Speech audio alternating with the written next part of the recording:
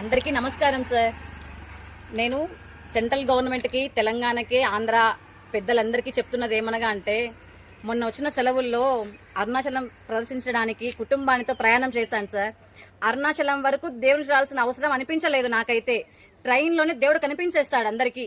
ఆ విధంగా ఉంది ట్రైన్లో ప్రయాణం చేసే ఒక ప్రజలందరిది. ఆ విధంగా ఉందన్నమాట. ఎలా ఉందంటే ఒకరిపైన ఒకరు కూర్చొని కింద ఏమో తెలియదు, పవతల ఏముందో తెలియదు, అంత దారుణమైన స్థితిలో మేము ప్రయాణం చేస్తున్నామా అనిపించింది నాకైతే. మరి కింద ఒకరు మింద ఒకరు కూర్చున్న ప్లేస్ నుంచి కదిలితే స్థలం పోతుంది, లేస్తే స్థలం పోతుంది. ఒకవేళ లేసి ఎంత ఎమర్జెన్సీ మీద వాష్రూమ్కి వెళ్దామా అని తడబా వెళ్ళినామంటే ఆ వాష్రూమ్లో వాటర్ రావు. అంత దారుణమైన పద్ధతిలో చేసేటప్పుడు జనరల్ కంపార్ట్మెంట్లు మన 2 పెంచడమా, లేకపోతే స్పెషల్ ట్రైన్స్ వేయడమా కొన్ని ఊర్లకి, అలా చేయాలని నేను కోరుకుంటున్నాను సార్.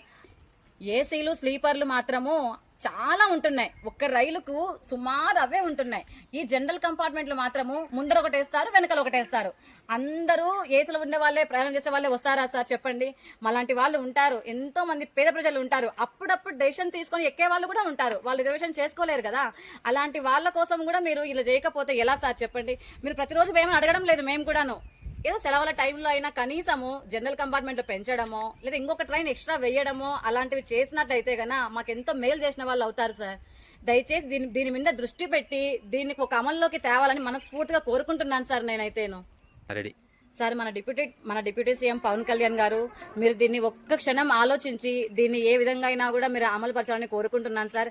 అలాగే యూట్యూబ్లో ప్రతి ఒక్కరు కూడా షేర్ చేసి మన మోడీ వరకు తీసుకెళ్లాలని మనస్ఫూర్తిగా కోరుకుంటున్నాను. ఇది నా ఒక్కరి బాధే కాదు, మన ప్రజలందరి బాధ కూడా. మీరందరూ కూడా ఇది షేర్ చేయండి, సబ్స్క్రైబ్ చేసుకోండి.